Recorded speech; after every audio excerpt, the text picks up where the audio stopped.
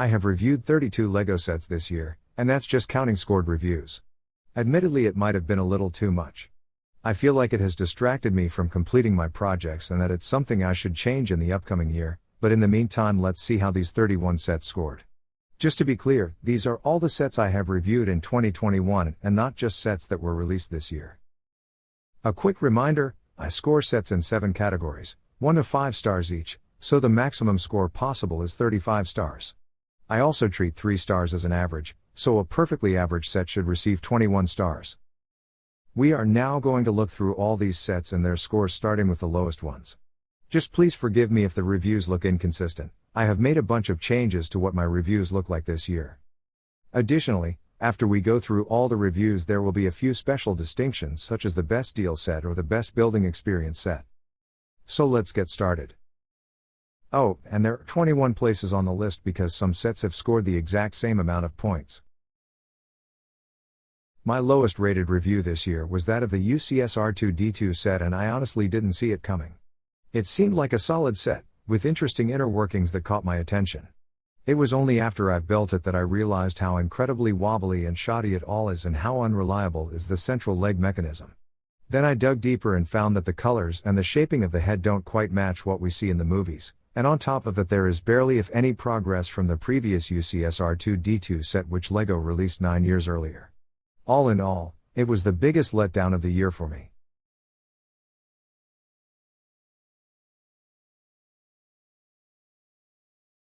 The brand new take on the Batmobile from the still unreleased Robert Pattinson movie came as a surprise, and so did the Technic set featuring it.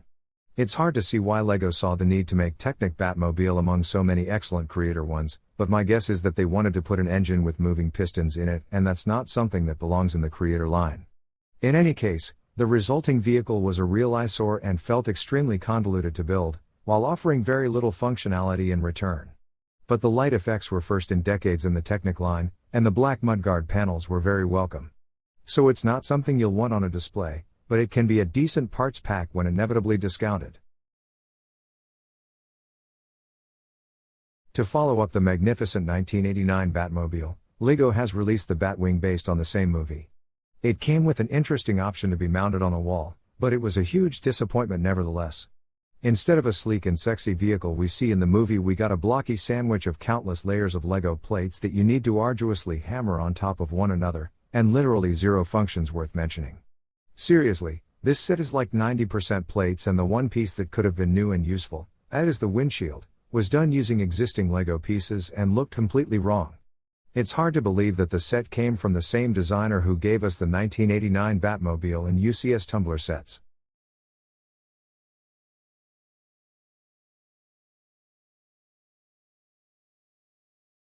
Frankly, I'm struggling to recall anything important about this set. It was one of the build it and forget it type of smaller LEGO sets, with no interesting parts, no outstanding looks, and no functions to speak of. Technic sets often don't turn out that well when trying to combine functions and looks at small scale, and this is a textbook example. But hey, at least the colors were nice and the steering was quite well made.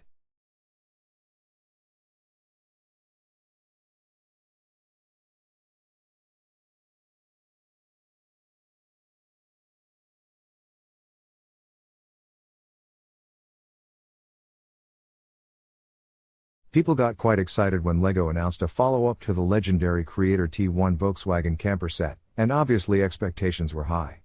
Sadly, the T2 didn't quite deliver. It's as if LEGO tried too hard, squeezing so many functions into it that the resulting set had a tendency to fall apart as you were building it. The sliding door was highly prone to jamming, and the whole thing felt heavy as a brick. They also couldn't get the stickers to match the color of the body, and the headlights were protruding instead of recessed and faced sideways instead of straight ahead. On the bright side, it had a cool steering system and a spring-assisted pop-up roof. So in the end, not a bad set, just overpriced and looking quite different from the source material. Here's another set that drew a lot of attention, in part because its prototype version leaked and it looked way better than the final product. The first official LEGO trial truck ever obviously faced high expectations, and to be fair, it's a decent off-roader compared to other LEGO sets. But it suffered from the ridiculously small wheels, it desperately needed a third axle, and the doors and hood kept popping open whenever you drove it down a slope. I really wanted this set to be great, but I had to point out its many deficiencies in my review, And my review was still quite lenient compared to what people building custom LEGO trial trucks think about this set. I mean, if you drive it into a wall, the rear axle comes apart because they put a drive gear on a beam that's not supported on both ends. Should have tested it better, guys. The 2012 flagship Technic set and major failure. It looks like an absolute beast, but functionally it's a disaster. For the same money that can buy the 42,100 litre excavator with 7 motors, we get just 4 motors here, and 2 of these are used for driving. So that leaves 2 motors to handle 4 functions, with one motor selecting a function and the other motor driving it. What it means is that almost all of well over 70 gear wheels in this set are driven by a single motor, and what that means is that the dozer does everything very slowly and can't do 2 things at once without having you battle its transmission. I mean, it would be a nice $300 set, but it's priced at $450 instead. LEGO continues this unfortunate tendency to charge extra for large sets that can be driven remotely. Also at 15th place, the very recent double pullback with Ford license. If you thought the Technic Corvette set looked ugly from the front, this is possibly even worse. It barely resembles the real car, its rear end can fall apart if you so much as sneeze in its general direction, and its one and only function, the wind-up ratchet, keeps jamming and takes several attempts to be launched successfully. Also, the wheels come from a truck, the stickers don't match the color of the body, and the same coloring issues that we saw in the Lamborghini Son set last year make a comeback on some connectors here. Seriously, the only thing this set has going for it are some new pieces in the lime green color.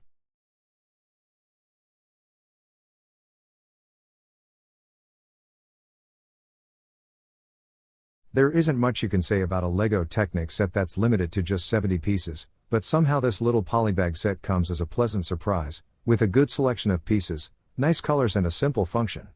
Not bad, considering that there are LEGO cars out there that use more pieces just on the seats.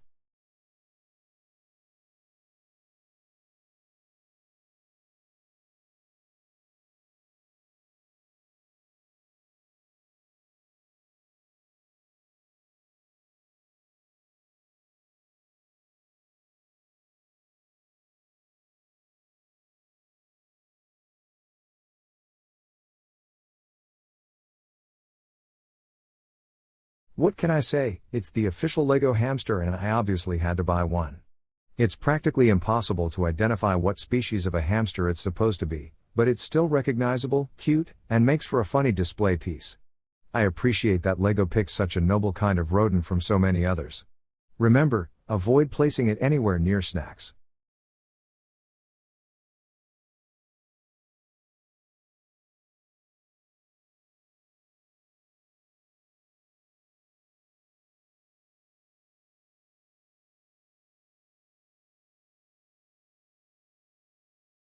I remember first hearing about a 9,000 plus pieces Colosseum LEGO set and refusing to believe it. LEGO really pushed the envelope with this one. It may be tedious to build because of so many repeated modules, and it's a pure display piece without any sort of play value, but no other set comes close in terms of detail density. It's an amazingly looking LEGO set that comes in a truly premium packaging and is surprisingly affordable given its size. Sure, it's made of small basic pieces, but 5.5 cent a piece is a steal anyway. I only wish it came with some gladiators included and was a little easier to protect from dust. It would get a higher rating if there were any functions, so the score it got is a little unfair. Also, it single-handedly ended the shortage of tan LEGO pieces once and for all.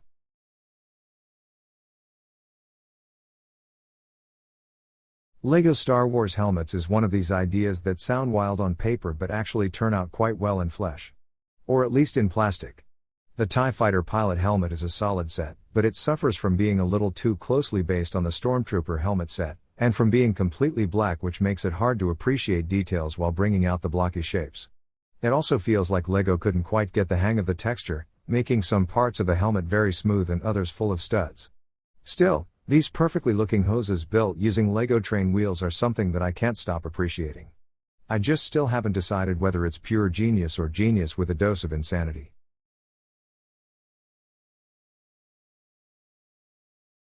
Perhaps the most divisive Technic set this year, it combines good looks and wonderfully bouncy suspension with limited functionality, lack of any accessories and overabundance of stickers. I mean, the entire front end is basically one big sticker. The worst part, however, is the drivetrain. Someone at LEGO decided that it's perfectly reasonable to take the Ford Raptor, whose key feature is 4x4 drive, and leave the front wheels non-driven. That and the stickers made a lot of people feel the set is not worth its price.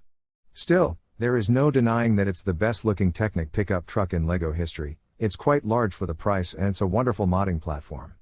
I know because I already put truck nuts on mine.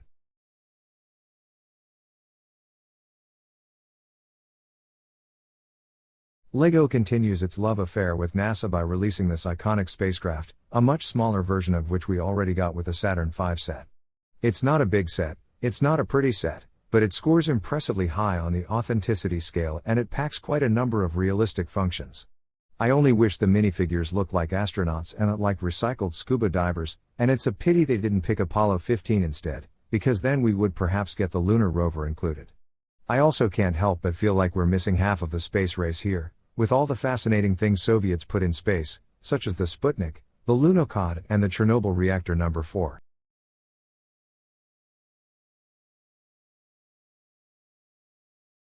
This is one of 2 powered-up train sets we got back in 2018. LEGO hasn't released any other train sets with motors included since then, so either they're working on something big or the train's fans are facing some lean years. Compared to the other powered-up set, the passenger train, this thing doesn't look too great but makes up for it in playability. There's a lot going on here besides just driving the train, including even some criminal activity and a great railroad crane, and the set comes with many synergic elements that allow several people to play together, as well as with an unusually great length of track. All in all, a solid starter set that will keep you busy for a long time.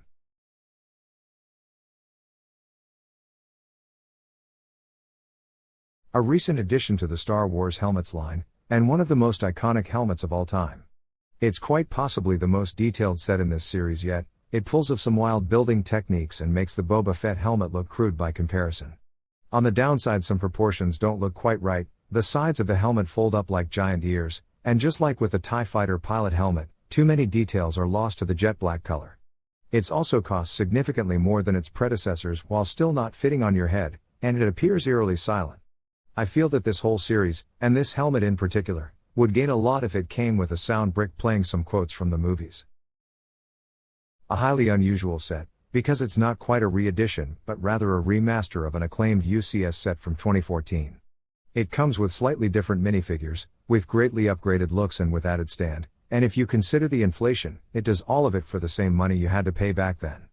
It's a real treasure for all LEGO Batman collectors out there. It fixes the original set's issue with wrong rear tires and it even replaces some stickers with printed pieces for extra durability. On the downside, much of the body is still quite fragile, and even though I'm a shameless Tumblr fanboy myself, I have to admit that the magnificent 1989 Batmobile set outshines it, both aesthetically and functionally. Still, it's a worthy addition to your collection. This set shocked me. I couldn't believe that you can pull off a LEGO Stormtrooper helmet at this scale and keep it so accurate, match the proportions so well, and achieve such wild shapes and such great texture. It's practically begging you to put it on your head. It's my favorite Star Wars helmet and LEGO has obviously put a lot of loving effort into it. There are still some limitations of the LEGO pieces that show in the segmented lower sides, but considering the size and amount of pieces, it's still a masterpiece. Too bad that some details had to be simplified or omitted, but I suspect the only alternative was making new specialized pieces just for these details. And it's not jet black like some other helmets, so the details are in full view and the helmet's texture looks quite dramatically with some side lighting.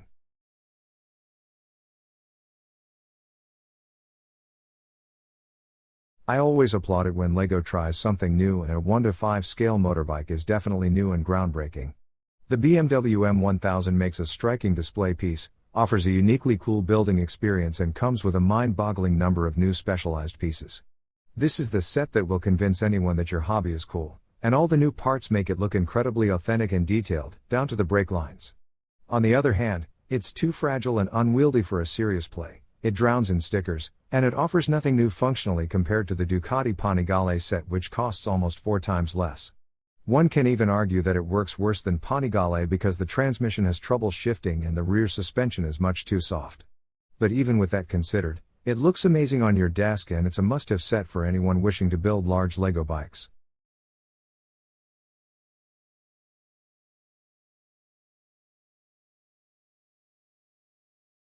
Some sets are all about the balance and about how much you can get with the limited amount of pieces. This is one such set, with nothing dramatic about it but with a really fine balance of functionality and looks, and with delivering quite a lot at just 569 pieces. It works, it looks, and it offers great playability, especially when combined with other earth-moving LEGO sets. And then there's a B model, which is truly unusual and interesting, and perhaps even more playable. For regular Technic fans, this set is worth every penny.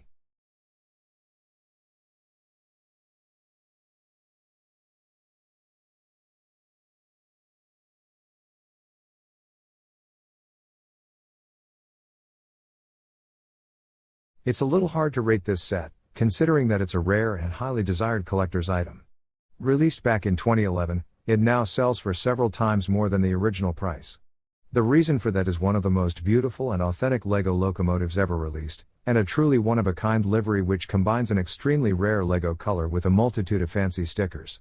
I had this set on my wish list for years, but I'm not blind to its shortcomings, such as the repetitiveness or cargo and cars, and the lack of any tracks and any motors included with the set. Still, you have to remember that the original price wasn't that high.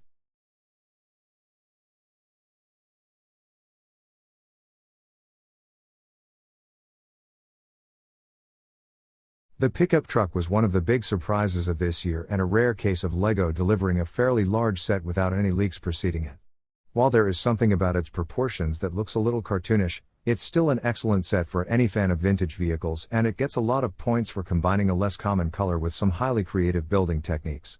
It's also rounded and not blocky at all. It comes with a pile of great looking accessories, and it's quite reasonably priced.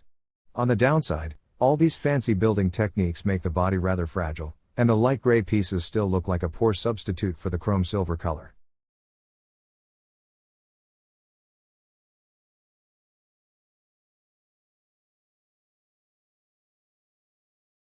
The crocodile caused quite a stir among Trains fans, and for a reason.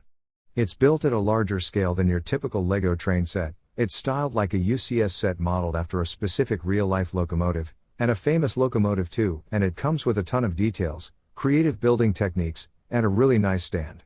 It loses some points for being brown and not dark green, for not including any electronics, and for a wobbly body that has gaps where it shouldn't, and that tends to derail more often than your regular LEGO locomotives. I can't wait to see if LEGO turns this set into a series, because there is so much potential here. If any LEGO set made my jaw drop this year, it was this. I was completely oblivious to the LEGO Ideas contest that brought it into existence, and even if I wasn't, I wouldn't dare to expect such an amazing result.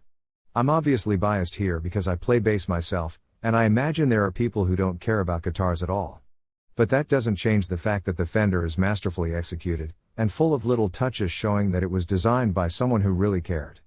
It's only a display piece, and maybe it doesn't really need that optional black body, but it's such a brilliant thing to have on your desk. Again, it would be odd if this wasn't a starting point for a series of sets. I sincerely hope LEGO isn't blind to that fact. Come on guys, a bass and a Marshall amp, please.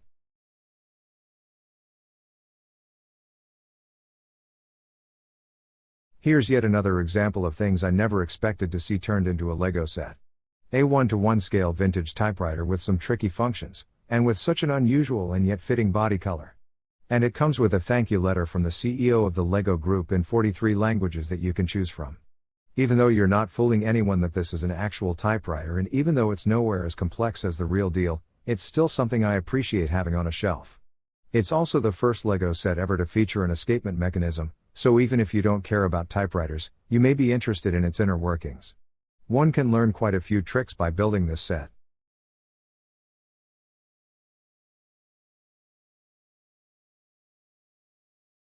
One more Star Wars helmet set, and arguably no less iconic than Darth Vader's one. It may be smaller and less complex, but it still features great shaping, creatively built details, and colors that really make it pop. It's also the only helmet with moving parts, even if it's just a simple folding rangefinder. If you can look past the somewhat wrong-looking visor, this is the best display piece of the entire series so far. And you can use its design to build a Mandalorian version, in case LEGO decides that they have enough of our money and that they won't be releasing one.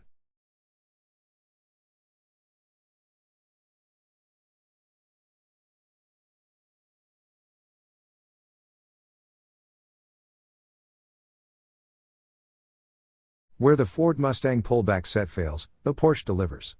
It looks way better than one can expect, it's generally more complex and it works flawlessly. And then it comes with many new pieces, including brand new type of panels, which is something we don't get that often and certainly not in two colors at once. What it suffers from is high price to parts count ratio, the wheels from a truck which look just so wrong, and perhaps too many stickers.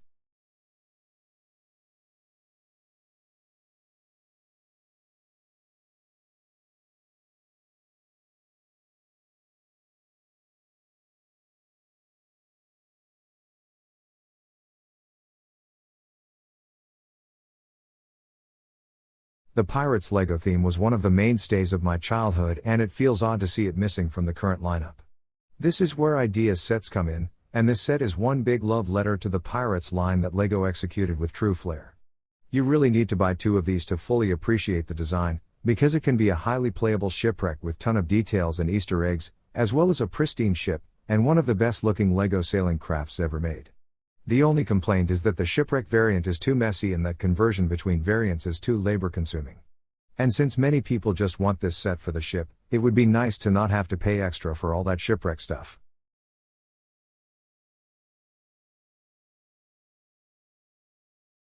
There are things Lego does way too rarely, like releasing superstar destroyers or putting pneumatics in the sets. And when the pneumatics does appear, it's usually either in a very expensive flagship set or in a medium-sized set where you get one or two pneumatic pieces. The new tow truck fix that arriving with over 2,000 pieces, plenty of pneumatics, and polished looks at just $150. It's a truly incredible set with a crazy amount of functions, and it will appeal to Technic fans at any level. If only the colors weren't so weird and the stickers so campy.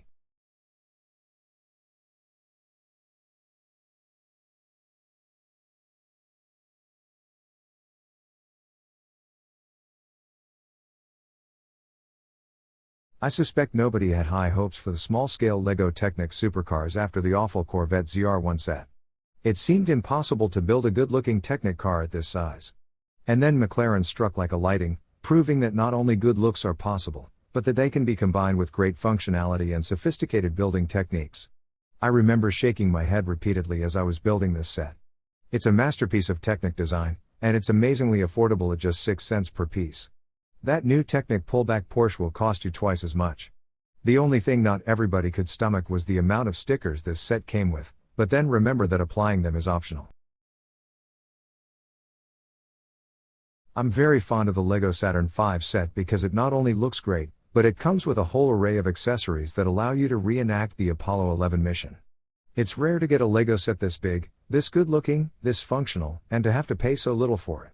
So I was pleasantly surprised to see this feat repeated with the Discovery Shuttle, which brings size, looks, and functionality to the table again, making for a great display piece but also letting you reenact the Hubble telescope deployment mission.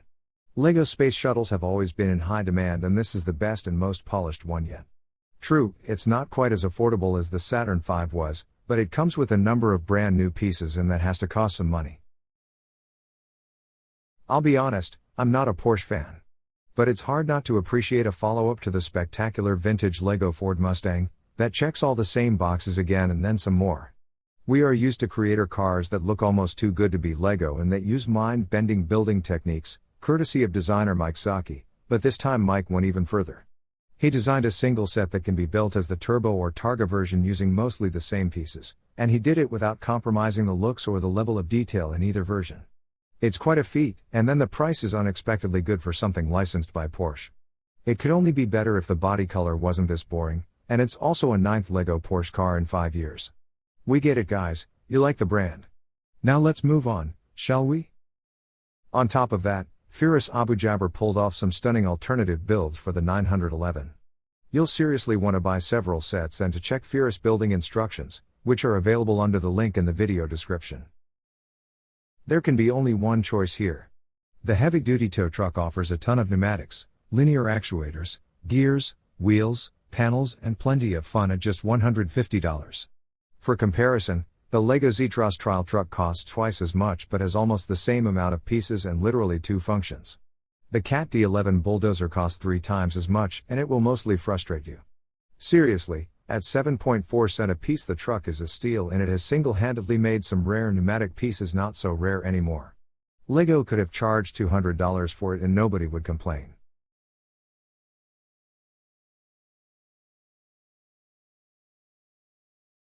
This is an easy choice too. The new big bike is built using a fancy stand that keeps it upright, and it translates into probably the best building experience I've ever had with a Technic set. Because the bike is so big and detailed, assembling it on a stand makes you feel like a real mechanician in a real workshop, or like a sculptor carving out a piece of art. You can almost smell gasoline and grease while working, and it's a pure pleasure to keep it on your desk during the assembly and to take your time with completing it. You just physically can't look and feel not cool when building this set. And then the end result is well worth your work. There were many excellent display sets I reviewed this year, but only one makes me feel like a rock star when it's on my desk. Yes, it's a biased choice, but I believe that anybody who has ever played a guitar will want to display the Lego Stratocaster with pride. It looks just as incredibly cool as the big BMW bike, but without the flimsiness, the sticker fest and the disappointing functions. I wasn't sure what to pick here, but as a kid who grew up dreaming of Lego sailboats, I can only go with the Barracuda.